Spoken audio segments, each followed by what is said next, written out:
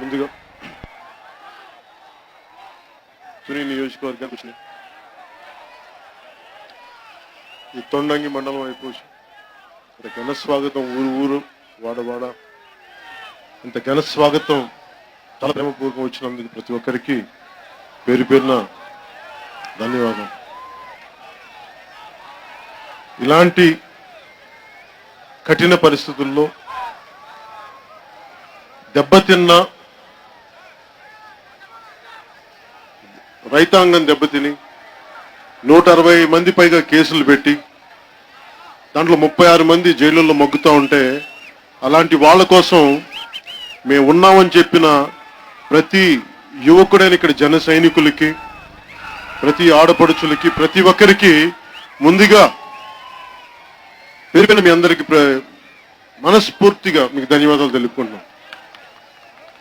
ఏ political పార్టీకైనా ఒక సభ జరగాలి అంటే వాళ్ళకి ఏదో ఒక ఖర్చు, లేదంటే ఒక మందు ప్యాకెట్ లేదో ఇవన్నీ ఇస్తామని నేను అంటా ఉంటాను. ఎందుకంటే నేను ఎప్పుడు ఒక్కసారి కూడా నాకు తెలిసి నేను ఎప్పుడు అలా ఆలోచించలేదు. నేనేమనుకున్నానంటే మనస్ఫూర్తిగా ఒక సమస్య కోసం స్పందించినప్పుడు నాలాంటి వాళ్ళు ఆలోచించే మనస్తత్వం మా అన్నదమ్ముల్లో, మా ఆడపడుచులో ఉంటుంది. వాళ్ళు నమ్మే నేను వచ్చాను రాజకీయాలు. ఇందాక జగన్ రెడ్డి గారి స్పీచ్ చూసాం. గౌరవ ముఖ్యమంత్రి, ఆంధ్రప్రదేశ్ రాష్ట్ర గౌరవ ముఖ్యమంత్రి శ్రీ జగన్ రెడ్డి గారి స్పీచ్ ని ఆయన పాదయాత్రలోను అంతకు ముందు కూడా మనం చూసాం. ఇవి మనం అర్థం చేసుకోవాల్సింది. నాకు ఇవన్నీ చూడగానే ముందు దివి సమస్య వినగానే నాకు ఒకటే గుర్తు వచ్చింది. గాంధీజీ గారి 7 ప్రిన్సిపల్స్. అంటే politics without principles, commerce without ethics. సిద్ధాంతాలు లేని రాజకీయాలు, విలువలు లేని వ్యాపారం. ఇందాక నానాజీ గారు మాట్లాడుతూ, అంటే ఒకలాగా చెప్పాలంటే నానాజీ గారు కూడా అనేవాళ్ళు బిగినింగ్ పార్టీకి వచ్చి, మీరు సిద్ధాంతాలన్నీ పెడతారని బాగా పాత ఎవరు నమ్ముతారండి అసలు ఇవన్నీ అని అనేవాళ్ళు. అంటే నాకు మనస్ఫూర్తిగా నాకు చాలా ఆనందం కలిగింది. ఆయన హృదయం కదిలి మాట్లాడితే చాలా ఆనందం కలిగింది. దేనికంటే పర్యావరణాన్ని పరిరక్షించే అభివృద్ధి ప్రస్థానం అనే పదం, ఆ వాక్యం ఎందుకు పెట్టామంటే నువ్వు రాజకీయాలకు రావాలంటే నీ సిద్ధాంతాలు ఏంటి, నీ ఆలోచన విధానం ఏంటి, చాలా మదించి, కొన్ని దశాబ్దాలు మదించి, ఏ హిస్టరీ బుక్స్ లో మన దేశ నాయకుల గురించి చదువుకున్నామో వాళ్ళు స్ఫూర్తిగా తీసుకొని వర్తమాన కాల పరిస్థితులు ఏంటి ఇవన్నీ అర్థం చేసుకొని, విలువలు లేని రాజకీయ నాయకులు, మాటలు మార్చే రాజకీయ నాయకులు పదే పదే మార్చి విభజన జరిగినప్పుడు ఏదో నాకేదో నష్టం జరిగింది, నేను రాలా, నేను కూడా సంపాదించుకున్నాను, నేను ఇంట్లో కూర్చున్నా, నన్ను ఎవరు అడిగేవాళ్ళు ఎవరు, చప్పట్లు కొట్టేవాళ్ళు నన్ను అందరూ, నన్ను అడిగేవాళ్ళు ఎవరు లేరు. మరి ఎందుకు వచ్చాం? వచ్చి ప్రతి ఒక్కరి చేత తిట్లు తినించుకోవాల్సిన అవసరం ఏముంది నాకు?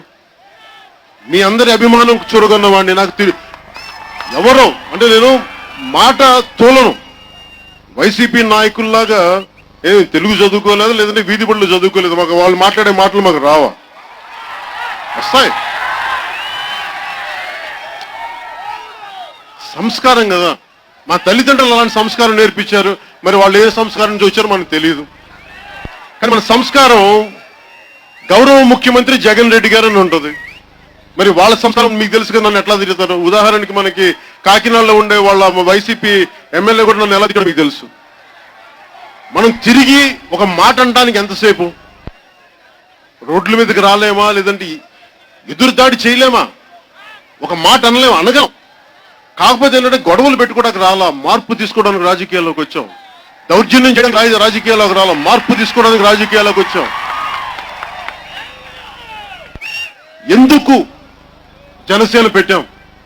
ఈ దివి సమస్య ముందు, మన సమస్యను చెప్పబోయే ముందు ఎందుకు అంటే, దారి పొడవున ఎక్కడికెళ్ళినా చిన్నపిల్లలు చూస్తాను నేను. చిన్న పిల్లలు, 6 ఏళ్ల పిల్లలు, 8 ఏళ్ల పిల్లలు, వాళ్ళు ఎవరు నాకు ఓట్లేరు. చాలా మంది తిడతారు, నీ సభలకు అంత చిన్నపిల్లలు వస్తాను. కరెక్టే, వాళ్ళు ఓట్లు వేస్తారని కాదు, వాళ్ళ భవిష్యత్తు కోసం పనిచేస్తున్నాను నేను రోజు. ఏమి వాళ్ళ భవిష్యత్తుకి వైసీపీ నాయకులు ఎవరైనా అడగండి, బాగా డబ్బు సంపాదించే వాళ్ళు ఎవరైనా అడగండి, సగటు మనిషిని ఎవరైనా సరే నా బిడ్డలు బాగుండాలనుకుంటారు. ఓకే, మా బిడ్డలకి ఒక్కో 100 కోట్లు ఇచ్చేద్దాం, 100 ఎకరాల భూములు ఇచ్చేద్దాం అనుకుంటారు. కానీ 1000 కోట్లు 100 ఎకరాలు ఇస్తే మీ బిడ్డల భవిష్యత్తు బాగుంటుందని వీళ్ళు అనుకుంటున్నారా? ఖరీదు హైదరాబాద్ లో కూర్చొని ఖరీదైన ఒక లొకాలిటీ జూబ్లీ హిల్స్ లాంటిలో కూర్చొని ఇల్లు కట్టుకుంటే అక్కడ క్షేమంగా ఉంటాం అనుకుంటున్నారా? ఉదాహరణకి వైజాగ్లో డబ్బున్న వాళ్ళకి కానీ డబ్బు లేని వాళ్ళకి కానీ స్టెరైన్ గ్యాస్ ఒకేలా పనిచేస్తుంది, ఒకేలా చంపుద్ది. వాయు కాలుష్యం కానీ ఒకేలా చంపుద్ది. అలాగే ఈ రోజున దివీస్ అనే పరిశ్రమ మీద, ఆ వ్యక్తుల మీద నాకు వ్యక్తిగతమైన కోపాలు లేవు. జగన్ రెడ్డి గారు నా శత్రువు కాదు, వైసీపీ నా శత్రువు కాదు, వైసీపీ ప్రజాప్రతినిధులు నా శత్రువులు కాదు. వారి విధానాలు ప్రజలకి సరిగ్గా లేనప్పుడు ఖచ్చితంగా మేము మాట ప్రశ్నిస్తాం, ఎదుర్కొంటాం, మేము బయటకు వచ్చి మాట్లాడతాం. ఈ క్రమంలో అందరూ చాలా మంది ఏమనుకున్నారంటే కూర్చోబెట్టి ఇలా సిద్ధాంతాలు పెట్టుకుని రాజకీయం చేసి ఎప్పుడైనా పదవుల్లోకి వస్తాం, అధికారంలోకి వస్తామంటే సిద్ధాంతాలతోనే అధికారంలోకి వస్తాం, సిద్ధాంతాలతోనే రాజకీయం చేస్తాం, సిద్ధాంతంతోనే బాగుంటుంది. దేనికి పనిచేస్తాం, ఏ సిద్ధాంతాల కోసం మేము పోరాడతాం. ఈ రోజున మాకేం ఓట్లేసి గెలిపించారా? మాకు అద్భుతమైన ఓట్లు వచ్చినాయా? లేదంటే మా ఎమ్మెల్యేలు ఒక 25 మంది వెళ్ళి కూర్చున్నారు? లేదు. ప్రజలు మా వెంట నిలబడకపోయినా, మా సభలకి లక్షలాది మంది జనం వచ్చి మాకు జజలు కొట్టినా, ఓట్ల దగ్గరికి వచ్చిన ఒక్కళ్ళు నిలబడకపోయి మేము ఎందుకు నిలబడ్డామంటే మా సైద్ధాంతిక బలం. ఎందుకంటే మేము నిలబడతాం. ప్రజలు నిలబడడానికి సమయం పడుతుంది, మాకు అర్థం చేసుకునేవాడు నేను. చాలా మంది ఏమంటారంటే నిలబడరు ప్రజలు, వదిలే అంటారు. నా ఇంట్లో బిడ్డలు వదిలేస్తాను నేను. నీ బిడ్డ తప్పు చేస్తే వదిలేస్తావా? నేనేమనుకుంటాం, మా వాళ్ళే, వాళ్ళు మా కుటుంబం వాళ్ళు. ఒకరోజు నమ్మరు, మేము నమ్ముతాం, వస్తాను ఒక రోజున. మేము పవన్ కళ్యాణ్ కొత్తగా ఆస్తులు కావాలి, పవన్ కళ్యాణ్ కొత్తగా పదవులు కావాలా, పవన్ కళ్యాణ్ కొత్తగా ఏమన్నా విపరీతమైన అధికారం కూర్చోబెట్టి ప్రేమ కావాలా, అవన్నీ సంపాదించుకునేవాడిని. కానీ దేనికి తపన పడతానంటే బిడ్డలను చూస్తా ఉంటే అక్కడ బెడపై బిడ్డలు ఉన్నారు, దారి పొడున్న బిడ్డలను చూస్తే ఏం కోరుకుంటాం? మనం బిడ్డలకి వారసత్వంగా ఏమిస్తాం? ఆస్తులు ఇచ్చేయగలం, పొలాలు ఇచ్చేయగలం, ధనం నగలు అన్ని ఇచ్చేయగలం, కానీ ఆరోగ్యాన్ని ఇవ్వగలమా? ఆరోగ్యం ఇవ్వగలిగేది నీళ్లు కాలుష్యం అయిపోతే విషం నీళ్లు తాగి మీరు 1000 ఎకరాలు ఉండవండి, వైసీపీ నాయకులకు 1000 కోట్లు సంపాదించండి, కానీ తాగే నీళ్లు కాలుష్యం అయితే మీరు ఏం మీ ఆస్తులు కూడా ఏం ఆనందిస్తారు మీరు? అలాంటిది ఏ పరిశ్రమలైనా సరే మీరు సగటు మనిషి తాలూకు ఆరోగ్యాన్ని చెడగొట్టి, సగటు వ్యక్తి తాలూకు భవిష్యత్తును చెడగొట్టే హక్కు ఎవరికి లేదు. ఈ భూమి మన వారసత్వంగా వచ్చింది. ఒక అద్దింటిలోకి వెళ్తేనే అద్దింటి యజమాని ఏమంటాడు, మాకు ఇక్కడ మేకు కొట్టకూడదు, ఇక్కడ సీల కొట్టకూడదు, ఇది ఇక్కడ విరక్కూడదని 100 లెక్కలు చెప్తారా మనకి ఒక అద్దింటిలోకి. అలాంటిది భూమి మన సొంతమా? జగన్ రెడ్డి గారి సొంతమా ఇది? లేదంటే వైసీపీ నాయకుల సొంతమా ఈ భూమి అంతా? మీరు ఏదనుకుంటా చేసుకుని వెళ్ళిపోతుంటే అడిగేవాళ్ళు లేకపోతే ఎట్లాగా? మీరు ఇష్టానికి మీరు ఏదనుకుని చేసుకుని వెళ్ళిపోతే మీరు వారసత్వంగా వచ్చింది మీరు చాలా జాగ్రత్తగా ఒక అద్దిల్లు. ఇది మహా బతికితే సగటు ఆయుష్ భారతదేశంలో 64 సంవత్సరాలు. ఈ 64 సంవత్సరాల్లో మీకు సంక్రమించిన ఈ భూమిని చాలా పదిలంగా దాచుకుని భవిష్యత్ తరాలకు ఇవ్వాలి.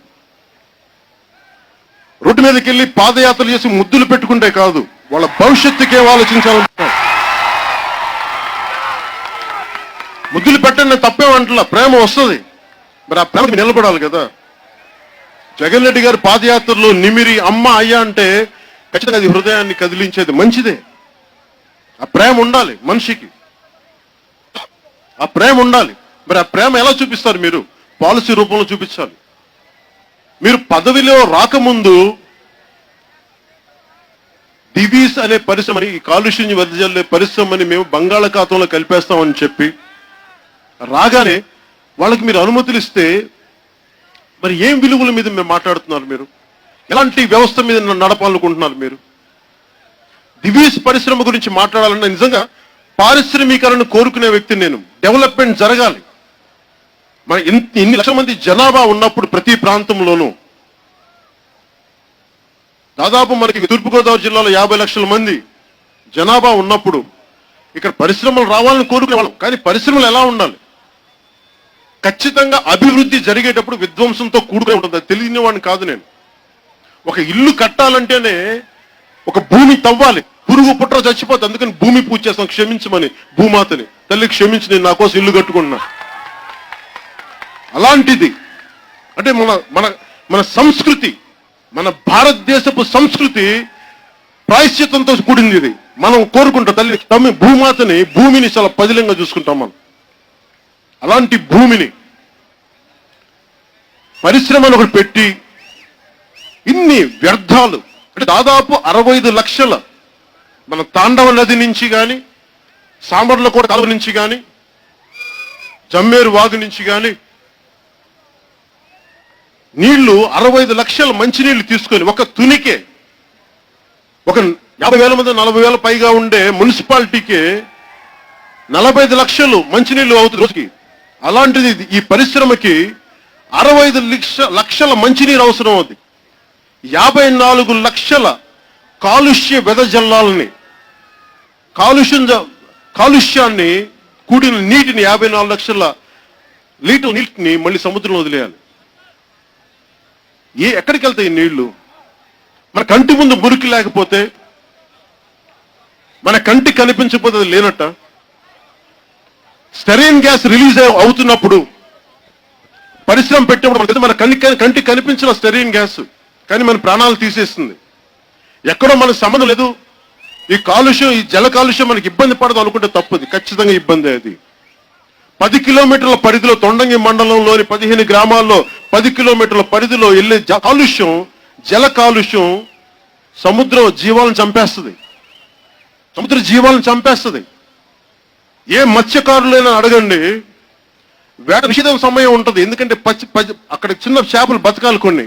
ఎందుకంటే వచ్చేసారి పంట పెరగడానికి, ఇంకా వచ్చేసారి ఈ చేప పెరగాలి. చేప పిల్లలు వేటాడరు మత్స్యకారులు, అంత నిబద్ధత. ఎందుకంటే దాని మీద బతకాలి. గంగా నది మీద, గంగా జలచరాల మీద అంత గౌరవం మా మత్స్యకారులకి. అందుకనే ఎన్ని ఇంచీల వల వేయాలి, ఎన్ని ఇంచీలు వల వేయకూడదు. ఎందుకంటే ఇది పిల్లలు పుట్టే సమయం. అందుకని పెద్ద చిన్న వల వేయకూడదు, పెద్ద వల వేయదు. ఇట్లాగా చాలా జాగ్రత్తతో ఉంటుంది.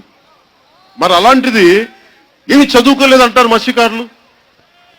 పెద్ద పెద్ద వ్యక్తుల్లాగా పిహెచ్డీలు, ప్రిన్స్టన్ యూనివర్సిటీస్ లో కెమిస్ట్రీలు కాదు వాళ్ళు. కానీ జ్ఞానం, లోక జ్ఞానం తెలిసిన వాళ్ళు, ప్రకృతిని అర్థం చేసుకున్న వాళ్ళు. వాళ్ళకున్న జ్ఞానం లేదే. డిగ్రీలు, పెద్ద పెద్ద అవార్డులు ఉంటే జ్ఞానం రాదు. ప్రపంచాన్ని అర్థం చేసుకుని, ప్రకృతిని అర్థం చేసుకుంటే జ్ఞానం వస్తుంది. అది మన ఇక్కడ ఉండే అన్ని కుటుంబాలకి, అన్ని కులాల వారికి అది ఉంది. నేను అదే చూస్తున్నాను. అందరి దగ్గర నుంచి అదే చూస్తా ఉన్నాను. ఇది మేము కోరుకునేది. ఈ ప్రత్యేక పరిస్థితుల్లో ఆకాశానికి మనం రాకెట్లు ఎగరేసే స్థాయికి వెళ్ళిపోయాం. మార్స్కి వెళ్ళాలనుకుంటా ఉన్నాం. నాసా కానీ, లేదంటే ఇస్రో కానీ ఇవన్నీ కూర్చోబెట్టి ఆకాశానికి వెదజల్లి మనం చాలా గొప్ప వాళ్ళం అనుకుంటున్నాం. భారతదేశం నుంచి 0 ఇచ్చామని చాలా గర్వంగా చెప్పుకుంటాం. భవిష్యత్తులో ఒకప్పుడు మేము ఆర్యభట్ట, వరాహమిహిరుడు ద్వారా మేము ఖగోళ శాస్త్రం గురించి ముందే మాకు తెలిసి గొప్పగా చెప్పుకునే వాళ్ళం మనం. అలాంటిది వ్యర్థాలని మనం కాపాడుకోలేకపోతున్నామే. ఒక పరిశ్రమ పెడితే సంపూర్ణంగా శుద్ధి చేసి బయటికి వదిలేరు, మళ్ళీ తాగే మంచినీళ్ళలాగా. ఆ టెక్నాలజీని మనం పట్టుకోలేమా? ఇంతమంది ఉన్నాం జనాభా, ఇంత గొప్ప మేధావులు ఉన్నారు, ఇంత గొప్ప చాలా తెలివితేటలో కూడిన వ్యవస్థ ఉంది ఇక్కడ. వాళ్ళని ఉపయోగించుకోలేమా మనం? అంటే మేము ఎందుకు పెట్టానంటే, ఇదంతా చెప్తున్నానంటే, పర్యావరణాన్ని పరిరక్షించే అభివృద్ధి ప్రస్థానం ఉంటే పరిశ్రమలు రావాలి, వాళ్ళకి అండగా ఉండాలి. కానీ కాలుష్యాన్ని మీరు తీసుకెళ్లి సముద్ర జలాలు వదిలేస్తాం, లేదంటే మిగతా భూమిలో కలిపేస్తా ఉంటే ఒప్పుకోవడానికి మేము సిద్ధంగా లేదు. ఎందుకు? నేను మన మధ్య చాలా ఏదో డాక్యుమెంటరీస్ చూస్తా ఉంటే ఏదో బిల్ గేట్స్ సంబంధించిన డాక్యుమెంటరీ చూస్తుంటే కంప్లీట్ గా వ్యర్థ జలాలని శుద్ధి చేసే నీళ్లు ఉన్నాయి, తిరిగి మంచి నీళ్ళగా తాగలిగే పరిస్థితులు ఉన్నాయి. వ్యర్థ జలాలని అంటే మీ వ్యర్థ జలాలని శుద్ధి చేసి మళ్ళీ తిరిగి మంచి నీళ్ళ వచ్చే పరిస్థితులు ఉన్నాయి.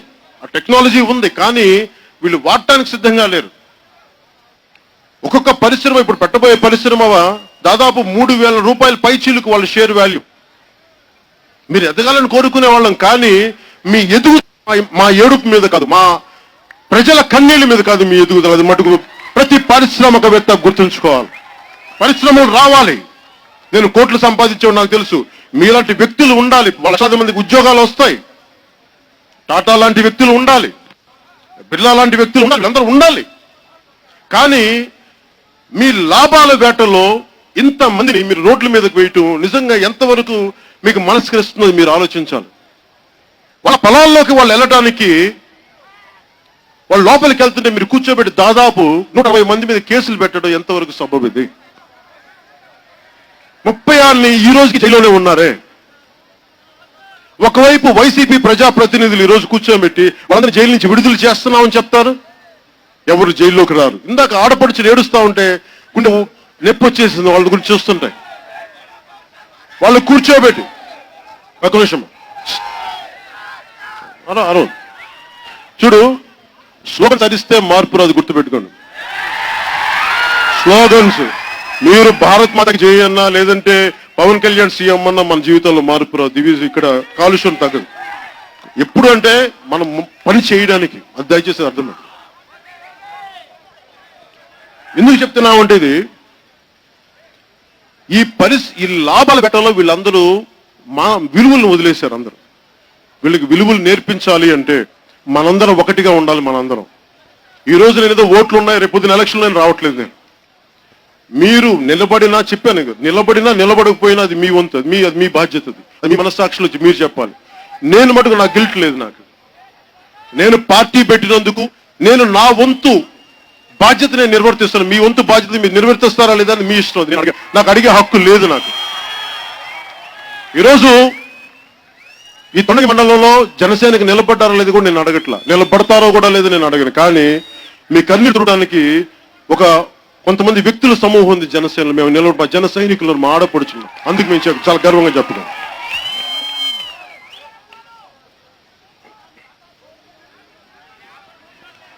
జల కాలుష్యం, వాయు కాలుష్యం ఎంత డేంజరస్ అంటే ఏముంది, నీళ్లే కదా మనం ఏమనుకున్నాం. ఏలూరులో మొన్న మీరే చూశారు, ఎంతమంది పసిబిడ్డలు పడిపోయారు, ఎంతమంది పెద్దోళ్ళు పడిపోయారు. ఎక్కడి నుంచి వచ్చింది కాలుష్యం? ఏదో అక్కడున్న పరిశ్రమలో లేదా అక్కడున్న హ్యాచరీలో వాడే ఈ రసాయనాలు తిరిగి మంచినీళ్ళలో కలిసిపోయి ఈ రోజుకి రాష్ట్ర ప్రభుత్వం ఇందువల్ల ఏలూరులో ప్రజలు అంత అస్వస్థత గురయ్యారు. ఈ రోజుకి తేల్చి చెప్పలేరు, మర్చిపోయింది. రాత్ గై బాత్ గై అంటాం కదా, అయిపోయింది. మా జరిగిపోయింది. ఒక 15 రోజులు మీడియాను మేనేజ్ చేసాం, మర్చిపోయాం. కానీ జనసేన ప్రభుత్వంలోకి వస్తే ఆలోచించాలి, సమస్యను పరిష్కరించే వరకు మేము అండగా నిలబడతాం. మేము అలాగే ఈ ముఖ్యంగా కాలుష్యం వెదజల్లే పరిశ్రమల మీద చాలా స్పష్టమైన అవగాహన ఉన్నవాడిని నేను. జనసేన పెట్టడానికి ముఖ్య కారణం ఒకటి ల్యాండ్ అక్విజిషన్. ఇప్పుడు ఇన్ని వేల ఎకరాలు మనకి కోస్టల్ కారిడార్ అని చెప్పి ఇన్ని వేల ఎకరాలు సేకరిస్తే రైతుల్ని 3 లక్షలు ఇచ్చి ఒకవైపు తిరిగి కొనుక్కుందామంటే సెంటు కూడా రాని భూమి ఒక సెంటు కూడా కొనలేం వాళ్ళు ఇచ్చే వాళ్ళకి డబ్బుకి. కానీ దానికోసం ఇన్ని వేల ఎకరాలు తీసుకొని పరిశ్రమలు పెట్టరు. అంటే ఉదాహరణకి దివి సంబంధించి చూస్తే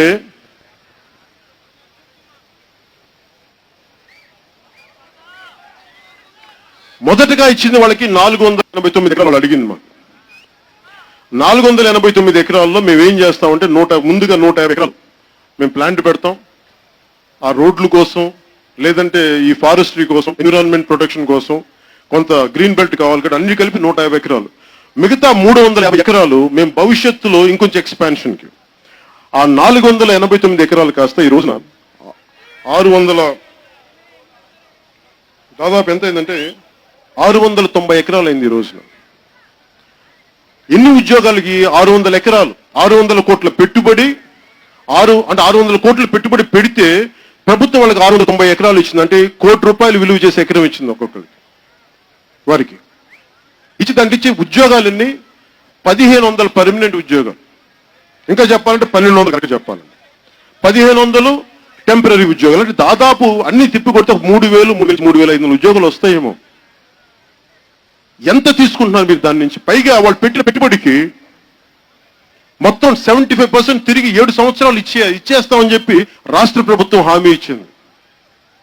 అంటే మీరు 500 కోట్లు పెట్టుబడి పెట్టండి, 600 కోట్లు పెట్టుబడి పెట్టండి, తిరిగి మేము మీకు 7 సంవత్సరాల్లో భూమి ఉచితంగా ఇచ్చేసి మీ పెట్టుబడి మీకు ఇచ్చేసి 1200 ఉద్యోగాలకి. మరి ఇక్కడ ఏం జరుగుతుంది? 45,000 మంది కేవలం హ్యాచరీస్ మీద ఉద్యోగాలు సంపాదిస్తారు. ఒక్కొక్కళ్ళు తక్కువ కాకుండా 10 నుంచి 15,000, 20,000, 25,000 దాకా సంపాదిస్తా ఉన్నారు ఒకరు.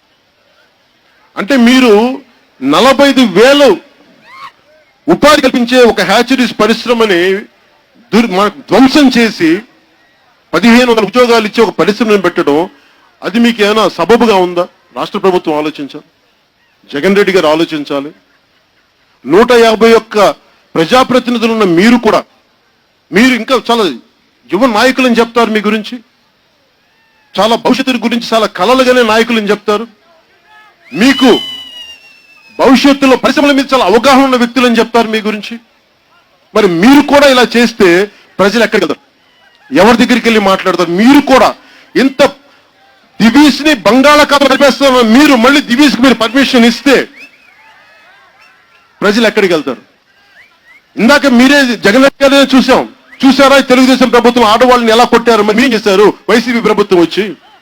మీరు కొత్తగా ఏం చేశారు? మీరు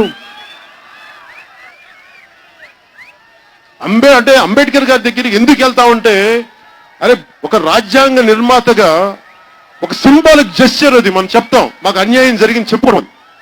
అలాంటి చోట్ల కూడా మీరు వ్యవస్థలను దుర్వినియోగం చేసేలా వాడితే పోలీసుల మీద మనందరికి కోపం ఇలాంటి పరిస్థితులు ఎవరి మీద కోపం వస్తుంది? పోలీసుల మీద కోపం వస్తుంది అందరికి. ఇందులో పోలీసులు తప్పే ఉందని నేను ఎప్పుడు అనుకుంటా ఉంటాను. వాళ్ళ పొలిటికల్ ప్రాసెస్ ఏం చేస్తారో, రాష్ట్ర రాజకీయ వ్యవస్థని నడిపే వ్యక్తులు ఏం చెప్తారో వాళ్ళు అదే చేస్తారు. వాళ్ళకి మనసు ఉండదు, వాళ్ళకి డ్యూటీ ఉంటుంది. పోలీసు కానిస్టేబుల్ కొడుకుని కాబట్టి నాకు తెలుసు. అందుకని పోలీసులు ఎప్పుడు తప్పట్టు, పోలీసులు చాలా మర్యాదగానే ఉంటాను నేను. ఒకసారి నన్ను దురుసుగా ప్రవర్తిస్తారు, నేను కాదు తప్పు అనుకోను. ఎందుకంటే పాపం వాళ్ళ డ్యూటీ నిర్వహణలో భాగం. ఉదాహరణకు నేను అమరావతికి వెళ్తే నన్ను నెట్టేసే పరిస్థితులు ఉన్నాయి, కానీ నేను భరించాను. ఎందుకంటే అది వాళ్ళ తప్పు కాదు, వాళ్ళ పొలిటికల్ వాళ్ళు శాసించే వ్యక్తుల తాలూకు తప్పది. నా కోపం ఈ వ్యవస్థను శాసించే వ్యక్తుల మీద తప్ప నాకు పోలీసుల మీద నాకు ఎప్పుడు ఇబ్బంది ఉండదు, కోపం ఉండదు. నేను అర్థం చేసుకోగలను. నేను పర్మిషన్ ఇచ్చి కూడా రావద్దని చెప్పినా కానీ నేను ఒకటే అనుకున్నా, మేము నడుచుకుంటూ వస్తాం, మమ్మల్ని ఆపని చూస్తాం. దేనికింత ధైర్యం ఉంటుంది? మాకు 1,000 కోట్లు అవసరం లేదు. కుల రాజకీయాలు చేయం, కుటుంబ రాజకీయాలు చేయం. మేము సిద్ధాంతంతో కూడిన రాజకీయాలు చేస్తాం, సిద్ధాంతంతో కూడిన. అందుకనే పదవిలోకి రాకముందు దివీస్ ని మేము బంగాళాఖాతంలో కలిపేస్తాం అని పెద్ద మాటలు మాట్లాడడం, వచ్చిన తర్వాత వాళ్ళకి పర్మిషన్ లేవు. మేము చాలా నిష్పక్షపాతంగా ఒక పరిశ్రమ ఉండాలంటే ఎలాంటి విధానాలు ఉండాలి, కాలుష్యం ఎంత జరుగుతున్నారు, మీరు ఇన్ని ఉద్యోగాలకి మీరు ఇంత విధ్వంసం క్రియేట్ చేస్తే అలాంటి పరిశ్రమ మాకు వద్దు, మీరు వెళ్ళిపోండి ఇక్కడి నుంచి, పర్మిషన్ ఏమో. అలాంటి ప్రభుత్వం రావాలని నేను కోరుకుంటాను, అలాంటి ప్రభుత్వం జనసేన స్థాపించాలని నేను కోరుకుంటాను.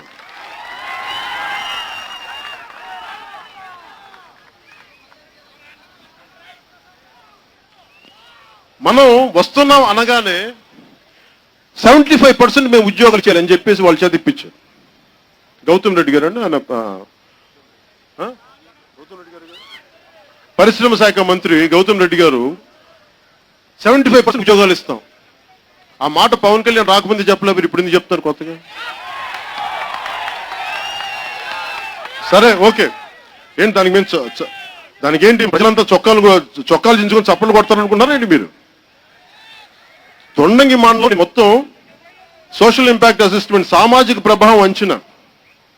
ఇంకో విషయం చెప్పాలి, ఒక పరిశ్రమ పెట్టాలి అంటే ఫస్ట్ భూమి కావాలంటే దాని సామాజిక ప్రభావం అంచనా. అంటే ఇక్కడ ఏ కులాలు ఉన్నాయి, ఇక్కడ ఈ భూమి లాక్కుంటే ఏ కులాలు ఉన్నాయి, ఇక్కడ వాళ్ళు ఏ ఉపాధి చేస్తున్నారు, ఎంత సంపాదిస్తున్నారు, మనం తీసుకున్న దానికి ఎంత ఇవ్వాలి, ఇవన్నీ సామాజిక ప్రభావం అంచనా చేస్తారు. ఇది చేసింది ఎవరంటే దివీస్ కి రామ్కి ఎన్విరాన్మెంట్ ఇంజనీర్స్ అని చెప్పి దాని ఐ థింక్ నాకు తెలిసి వాళ్ళకి వైసీపీలో నాయకుల్లో ఒక కంపెనీ అది రామ్కీ గ్రూప్ది, పిల్లికి ఎలక సాక్ష్యం లాగా వైసీపీలో ఉండే వాళ్ళ వ్యక్తులకు రామ్కీ సంస్థ వీళ్ళకి ఇస్తుంది. నేనేమంటానంటే మీకు మీరే సాక్ష్యం ఇచ్చేసుకొని మీకు మీరే టిక్కులు పెట్టేసుకుంటే దీంట్లో నేను గ్యారంటీగా అడుగుతున్నాను, రాష్ట్ర ప్రభుత్వం పరిశ్రమల శాఖ మంత్రి గారిని అడుగుతున్నాను, గౌతమ్ రెడ్డి గారిని అడుగుతున్నాను, మేకపాటి గౌతమ్ రెడ్డి గారిని అడుగుతున్నాం. వాళ్ళు వెదజల్లే వాళ్ళు వదిలే వ్యర్థాలు ఇక్కడ మత్స్య సంపద చెప్పండి, మేము మీకు అడుగున్నాం. మీరు ప్రూవ్ చేయండి. అది మీరు కూర్చోబెట్టి మాటలు చెప్పే కదా, మీరు సైంటిఫిక్ గా ప్రూవ్ చేయాలి. మాకు స్కిన్ వ్యాధులు రావు, చర్మ వ్యాధులు రావు, భవిష్యత్తులో పిల్లలకి ఏ జబ్బులు రావు, మీరు ప్రూవ్ చేయండి. ఇలాంటి పరిశ్రమలు మన దేశంలో ఎందుకు ఉంటాయి అని మీరు ఆలోచించాలి ఒకసారి. ఇంతమంది యువత ఉన్నారు. మీరు 1984లో భోపాల్ గ్యాస్ ట్రాజడీ వచ్చింది. పసిబిడ్డ ముక్కు పచ్చలారని పసిబిడ్డలు చనిపోయారు. ఎందుకు చనిపోతున్నావు? రాత్రి మొన్నటికి మొన్న భోపాల్ గ్యాస్ ట్రాజడీ జరిగింది, మళ్ళీ మన సరైన గ్యాస్ జరిగింది. దాదాపు అలాంటి ట్రాజడీని భయపడిపోయి ఇంకా, కానీ అదృష్టవశాత్తు ఇంకొంచెం తగ్గింది. ఎందుకు మన దేశంలోనే పెడతారంటే మన దేశంలో పర్యావరణ చట్టాలు చాలా బలహీనమైనవి. 84లో భోపాల్ గ్యాస్ ట్రాజడీ తర్వాత 94లో కానీ కొంత పర్యావరణ చట్టాలు తీసుకురాల. ఈ రోజుకి అవి అమలుకు నోచుకోలేదు. ఈ రోజుకి కూడా పర్యావరణ శాఖ ఏం చేస్తుంది? పొల్యూషన్ బోర్డు ఏం చేస్తుంది? ఎవరు సమాధానం చెప్పరు. మీరు బాధ్యత తీసుకుంటారా? రామ్కీ ఎన్విరాన్మెంట్ ఇంజనీర్స్ మీరు సర్టిఫికేట్లు ఇచ్చారు, ఈ పరిశ్రమ ఎలాంటి కాలుష్యం వెదజల్లదని మీరు ఇచ్చారు. రేపు పొద్దున ఒక తప్పు జరిగి వచ్చే ఆ బాలింతలు గర్భాలు పోయి స్కిన్ డిసీజెస్ వచ్చి మొత్తం మత్స్య సంపద కోల్పోతే అప్పుడు మీరు బాధ్యత తీసుకుంటారా? రామ్కీ ఎన్విరాన్మెంట్ ఇంజనీర్స్ బాధ్యత తీసుకుంటారా? మీరు ఇప్పటికి బాధ్యత తీసుకుంటారా? మీరు తీసుకోరు. ఎందుకంటే అప్పుడు ప్రభుత్వం మాకు సంబంధం లేదు, మేము వాటికి సిద్ధంగా లేవు. ఇలాంటి పిచ్చి సమాధానాలు చెప్తే వినటానికి జనసేన సిద్ధంగా. ప్రతి ఒక్కరు బాధ్యత తీసుకొని తీరాలి. ఎవడబ్బు సొమ్మని భూమి, అందరి సొత్తు భూమి. ఏం ఇష్టానికి వచ్చి పరిశ్రమలు పెట్టుకోండి, పరిశ్రమలు స్థాపించాలి, పరిశ్రమలు రావాలి, కానీ బాధ్యత గల పారిశ్రామికవేత్తలు రావాలని మేము జనసేన కోరుకుంటున్నాం. అంటే నిష్ఠారాజ్యంగా కూర్చోబెట్టి ఒక్కొక్క రాజకీయ నాయకులకు మీరు కూర్చోబెట్టి మీరు వాటాలు ఇచ్చేసి మీరు పరిశ్రమలు స్థాపిస్తూ ఉంటే కుదరదు. ప్రజల ఆయురారోగ్యాల మీద మీరు ఆటలాడుతూ ఉంటే కుదరదు. ఇలాంటి వాటికి మేము విరుద్ధం, మేము దానికి వ్యతిరేకం. దానికి మీరు ప్రూవ్ చేయాలి, సైంటిఫిక్ రిపోర్ట్స్ రావాలి. అంటే మీరు అభివృద్ధి అభివృద్ధి అభివృద్ధి అని చెప్పి ప్రజల్ని జబ్బుతో పడేస్తే అదే అభివృద్ధి. దగ్గుతో చచ్చిపోతావు, టీబీలతో చచ్చిపోతావు, అదే క్యాన్సర్లతో, అదే అభివృద్ధి. 1000 కోట్లు ఉన్నాయి బ్యాంకుల్లో, జీడిపి పెరిగింది అంటాం. ఆరోగ్యం లేని కాడికి జీడిపి దానికి ఏం చేసుకుంటాం? క్యాన్సర్ హాస్పిటల్ కూర్చొని చేయించుకోవడానిక? ముందు జబ్బులు క్రియేట్ చేసుకుందాం, తర్వాత జబ్బులు మందులు కానీ పెడదాం. అసలు జబ్బులు పుట్టని సమాజం ఎలా చేద్దాం, దాంతో పాటు అభివృద్ధి ఎలా ఉండాలో అలాంటిది ఆలోచిద్దాం. మనుషులు ఉన్నారు దానికి తగ్గట్టుగా, మేము దాని దిశగా ఆలోచిస్తాం. జగన్ రెడ్డి గారికి మేము ఒకటే కోరుకుంటా ఉన్నాం, మీరు ఏ మాట అయితే చెప్పారో నేను మా మాట చెప్పట్లేదు. మేము ఇక్కడ కాలుష్యం వెదజల్లే పరిశ్రమలు రానివ్వం అని మీరే చెప్పారు. మీ మాట మీరు నిలబెట్టుకోండి, మేము అదే అడుగుతున్నాం.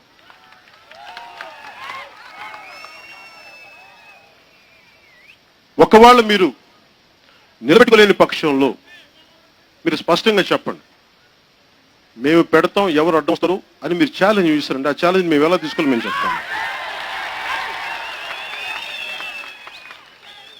మేము ఒకటే అడుగుతాం, దివీస్ యాజమాన్యానికి కూడా మేము మనస్ఫూర్తిగా చెప్తున్నాం,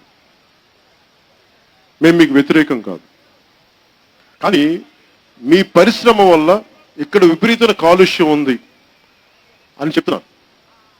ఒకవేళ రాదని మీరు ప్రూవ్ చేస్తే ప్రజలందరి సమక్షంలో సైంటిఫిక్గా దానికి మీరు కమిటీ వేస్తారా? రాష్ట్ర ప్రభుత్వం కమిటీ వేస్తారా? ఆ కమిటీలో చూడండి, నాకు చాలా మంది పర్యావరణవేత్తలు తెలుసు దేశ స్థాయిలో. దాంట్లో ఒకరు బొలిశెట్టి సత్య గారు, జనసేన జనరల్ సెక్రటరీ. అని మేము ఎందుకు అడుగుతాం అంటే, ఇలాంటి న్యూట్రల్ గ్రూప్, ఈయన చెప్పట్లేదు ఈయన పెట్టమని, ఇలాంటి న్యూట్రల్గా ఉండే పర్యావరణ వేత్తలను కొంతమంది పెట్టి ఒక కమిటీ పెట్టండి. వైసీపీలో ఉండే నాయకులు కమిటీ పెట్టండి. డివీస్ లో ఉండే గ్రూప్స్ ని మీరు ఎవరైతే ఈ పొల్యూషన్ రాదనే మీరు నమ్ముతున్నారో వాళ్ళని కూడా పెట్టండి. ఒక కలెక్టివ్ అందరినీ కలిపి కమిటీ పెట్టండి. కమిటీ పెట్టి మీరు వాళ్ళని తేల్చమని చెప్పండి. మేము నమ్ముతాం. అలా కాకుండా మీ ఇష్టానికి మీరు చేసుకుంటే పోలీస్ ఫోర్స్ని వాడతామంటే మాకు సహనం ఉంటుంది, ప్రజలకు కూడా సహనం. ఇంతమంది మాట్లాడుతూ ఉన్నారు. మీరు కేసు పెట్టకండి దయచేసి. మేకపాటి గౌతమ్ రెడ్డి గారికి చెప్పండి. నేను చెప్తున్నా, మేకపాటి గౌతమ్ రెడ్డి గారు, జగన్మోహన్ రెడ్డి గారు చెప్పండి, పవన్ కళ్యాణ్ చెప్పాడని చెప్పండి. మీరు 36 మందిని జైలులో నాంతున్నారు. వాళ్ళు ఎందుకు చేశారండి? వాళ్ళే ఏం కంపెనీలు పెట్టారండి? ఫాల్స్ కంపెనీలు పెట్టారండి? వాళ్ళే సూట్ కేసు కంపెనీలు పెట్టారండి? వాళ్ళు లేదు తుమ్మీలు చేశారండి? వాళ్ళు హత్యలు చేశారండి? వాళ్ళు ఏమన్నా కోడికత్తుతో పొడిచారండి? ఏమన్నా కోడికత్తితో పొడిచిన వాళ్ళు బాగానే ఉంటారు, పొడిచిన వాళ్ళు బాగానే ఉంటారు.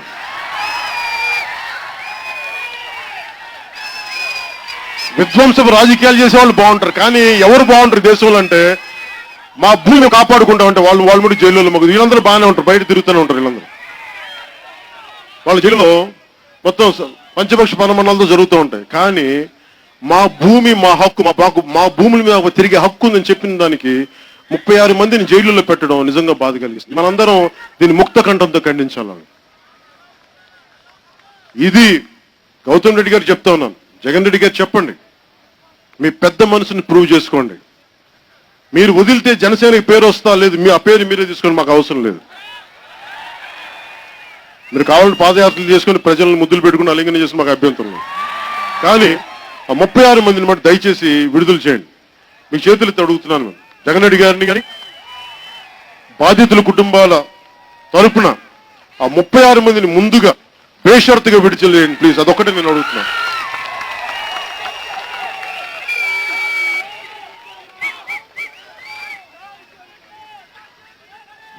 ఏదో ఒకటి కనుక అంటే నేను ఒకవేళ ఇదే పరిస్థితి ఉంటే,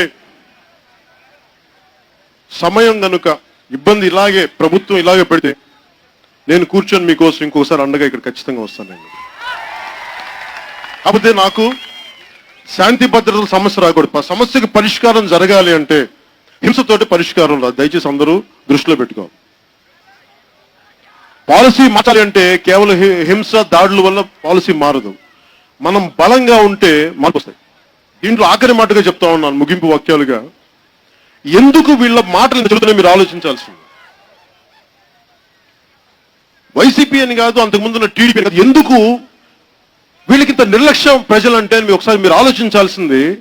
2000 రూపాయల కోసం, లేదంటే 500 రూపాయల కోసం, ఒక సారా ప్యాకెట్ కోసం, ఒక పలావ్ కోసం మనం జీవితాన్ని అమ్మేసుకున్నాం. అది మనలో తప్పు. ఇది మనకి నైతిక హక్కు కోల్పోయాం మనం. నేను ఓటుకి డబ్బు తీసుకోలేదు, చొక్కా పట్టుకొడుతూ ఎందుకు నా పని చేయమన్నాడు. కానీ డబ్బు తీసుకోగానే ఆ ప్రజాప్రతినిధులు నాతో అన్న మాటలు, మేము 2000 రూపాయలతో కొంటామయ్యా. ఇప్పుడు మీతో కూడా ఏమంటారు, వీళ్ళందరూ ఇలాగే మాట్లాడతారయ్యా, ఇలాగే చేస్తావు, నువ్వు ఏం చేసుకుంటావు చేసుకో, ఎలక్షన్ రాగానే వీళ్ళని 1000 రూపాయలతో కొంటావు, ఏం బిగుతావు బిక్కు, ఇట్లా మాట్లాడుతాను నాతో. నీ విలువలు పనిచేయమంటే నేనేమనుకుంటానంటే, నా విలువలు పనిచేస్తాయో లేదో తెలియదు, ప్రజలకు విలువలు ఉన్నాయో లేదనేది వాళ్ళు తెలుసుకోవాలి. మీరు నిలబడాలి. ఇది నా ఒక్కడి కోసం చెప్పట్లా, మీ బిడ్డల భవిష్యత్తు కోసం. మీరు తాగే నీళ్లు కాలుష్యం అయితే మీ 1500 2000 తీసుకున్నందుకు మీరు పడే బాధ వర్ణనాతీతం, గుర్తుపెట్టుకోండి. స్టెరీన్ గ్యాస్ కోసం బిడ్డలను కోల్పోయిన వ్యక్తుల్లో కొంతమంది నాకు చెప్పారు, మేము డబ్బు తీసుకుని ఓటేసాం ఈరోజు, అందుకే మా పాపాలు తగిలి ఏడుస్తూ ఉంటే నా కన్నీళ్ళు వచ్చేసినాయి. ఆ పాపం దయచేసి మనం చేయదు. మీరు ప్రతి ఓటు మీరు మీ బిడ్డల భవిష్యత్తు కోసం ఆలోచించి తీసుకోండి. మీరు దయచేసి, నేను ఈ రోజు భవిష్యత్తులో మీరు మాకు ఓట్లు వేస్తారని కూడా నేను అడగప్పుడు, మేము మీకు నిలబడతానని చెప్తే మీరు ఓట్లు వేస్తారో లేదా మీరు నిర్ణయించుకోవాలి. కానీ నేను ఒక్కటే చెప్పగలను, మీకు మీ సమస్యల కోసం, మీ కష్టాల కోసం మేము అండగా ఉంటాం, నేను నిలబడతాను. నేను 10 మాటలు చెప్పాను. నేను డివీస్ ని అంతే బంగాళాఖాతంలో పడద్దు, లేదంటే మొత్తం భూములు కలిపేస్తాం, మట్లు కలిపి పెద్ద పెద్ద ఇలాంటి పిచ్చి మాటలు నేను మాట్లాడతాను. చాలా బాధ్యత గల మాటలు మాట్లాడతాం. డివీస్ అనేది నిజంగా వాళ్ళకి బాధ్యత ఉంది అంటే వాళ్ళు ప్రూవ్ చేసుకోవాలి. ఇక్కడ కోస్టల్ కారిడార్లో వచ్చే ప్రతి పెట్రోకెమికల్ పరిశ్రమ కాలుష్య చట్టాలకు లోబడే ఉండాలి. ఇష్టారాజ్యంగా చేస్తామంటే ఇన్ని కోట్ల మంది ప్రజల ప్రాణాలు ఆరోగ్యం మీద మీరు అనుకుంటానంటే అభివృద్ధి అంటే అది ఖచ్చితంగా అభివృద్ధి కాదని మేము అనుకోవాలి. అందుకని మీరు దీన్ని దృష్టిలో పెట్టుకొని మీరందరూ మీరు అండగా ఈ ఈ రోజున ఈ దివి సంబంధించిన ఈ కాలుష్యం వెదజల్లో పోతే ఇంకా పరిశ్రమ స్టార్ట్ అవ్వాల. గౌతమ్ రెడ్డి గారు నిన్న మాట్లాడుతా ఇంకా స్టార్ట్ అవ్వని పరిశ్రమకి అసలు వీళ్ళు విషవాయువులు అంటే మన వ్యర్థ జలాలు వెదజల్లుతున్నారు లేదా అసలు ముందు పొల్యూషన్ కంట్రోల్ బోర్డుని చెక్ చేయమంటున్నారు. ప్రజలు మభ్య పెట్టడానికి కాదు. ఇంకా స్టార్ట్ చేయని ఫ్యాక్టరీకి మీరు ఎట్లా వ్యర్థ జలాలను ఎలా మీరు పొల్యూషన్ కంట్రోల్ బోర్డుకి మీరు ఎలా ఇస్తారు మీరు చెక్ చేయమని? వాళ్ళు చదువుకున్న వాళ్ళకి తెలివితేటలు ఇలాంటి పిచ్చి తెలివితే చదువుకున్న వాళ్ళు కొంచెం చదువుకున్న చాలా సింపుల్గా ఉంటారు. మామూలుగా మాట్లాడారు కట్టే కొట్టే తెచ్చి ఇట్లా ఉండదు.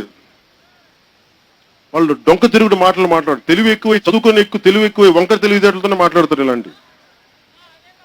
అందుకని మీరు అండగా నిలబడతాం మీకు, మేము అండగా నిలబడతాం మీకు. ఇది ప్రతిసారి నేను ఒక్కడనే బయటికి రాను. మీరు వస్తే నేను వస్తాను బయటికి. మీరు అండగా నిలబడతామంటే నేను వస్తాం బయటికి. ఆశ లేని వాడిని అధికారం మీద గుర్తుపెట్టండి. ఆశయం కోసం ఉన్నవాడిని రాజకీయాల్లో మేము మార్పు రావాలని కోరుకు. ఎందుకంటే మీ బిడ్డలు దారి చిన్న చిన్న బిడ్డలు చేయలుపుతా ఉంటే వాళ్ళ బంగారు భవిష్యత్తు కోసం కలలు కానివ్వండి. నేను వాళ్ళు ఓట్లు వేస్తారా లేదని ఆలోచించే వ్యక్తిని కాదు. వాళ్ళు ముద్దులు పెట్టుకుంటే మాకు ఓట్లు వేస్తారని అనుకోం. మేము దూరం నుంచి కూడా వాళ్ళు ప్రేమగా వాళ్ళు బాగుండాలని కోరుకునే వాళ్ళం. జాతి బాగుండాలి, రాష్ట్రం బాగుండాలి, ప్రజలు బాగుండాలి, దేశం సుభిక్షంగా ఉండాలి, ప్రతి ఒక్కరికి ఉపాధి అవకాశాలు రావాలి, అది కాలుష్యం లేని పరిశ్రమలు రావాలి. సైన్స్ అండ్ టెక్నాలజీ ఇంత అడ్వాన్స్ అవుతున్న సమయంలో వ్యర్థాలు రాకుండా ఉండే టెక్నాలజీ రావాలి. ఇంతమంది ఉన్నారు. ఈ రోజు నేను ఈ సభాముఖంగా నేను అడుగుతా ఉన్నాను. చాలా పసిబిడ్డలు ఉన్నారు. 14-15 ఏళ్ళ చాలా మంది బిడ్డలు చూస్తూ ఉంటారు. ఇంజనీర్స్, ఫ్యూచర్ ఇంజనీర్స్, ఫ్యూచర్ కెమిస్టులు. ఈ సభాముఖం మిమ్మల్ని ఒకటి అడుగుతా ఉన్నాను. భవిష్యత్తులో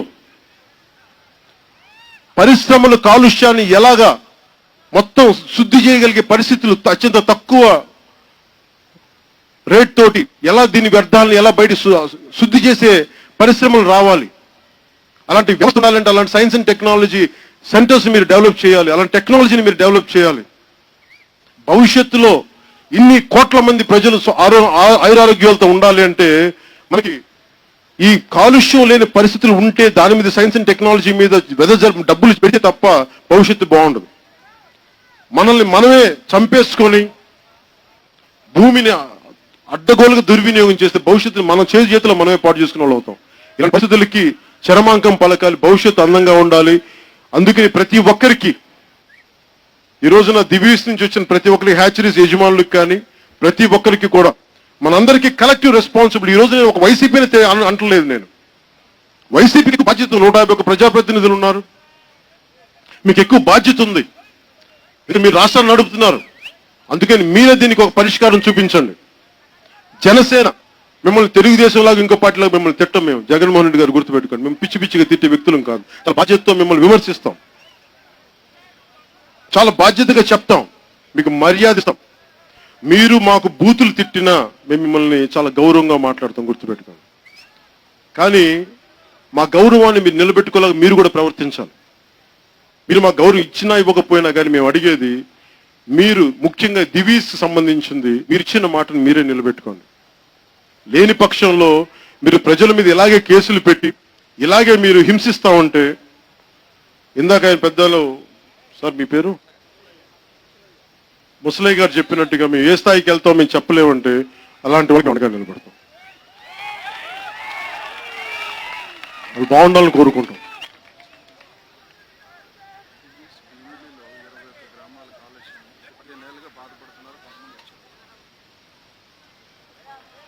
ముఖ్యంగా ఈ కాలుష్యానికి సంబంధించి ఒక్క దివీస్ ఒక్క పరిశ్రమ గురించి నేను మాట్లాడలా.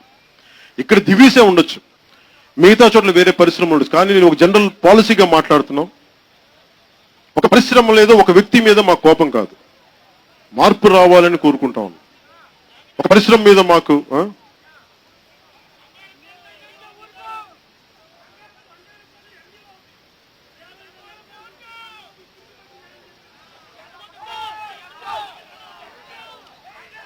కన్నబాబు గారా? బంగారపురం మీరు ఓట్లు వేసారు కదా, చెప్పండి, అడగమని చెప్పను. ఓట్లు వైసీపీకి వేసి సమస్యలను పరిష్కరించడం ఎలా పరిష్కరిస్తావా?